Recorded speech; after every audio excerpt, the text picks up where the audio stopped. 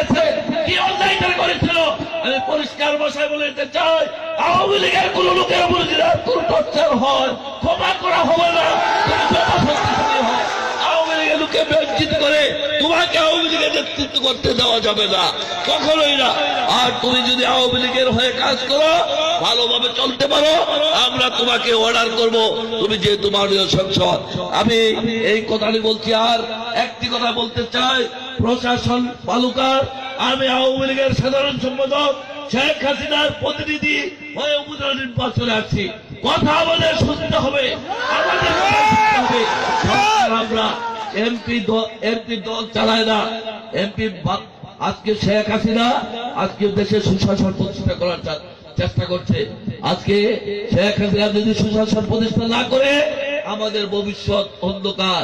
তাই শেখ হাসিনাকে সুশাসন প্রতিষ্ঠা করতে হলে এই দুর্নীতিপরায়ণ লোকদের বিরুদ্ধে ওনার ব্যবস্থা নিতে হবে।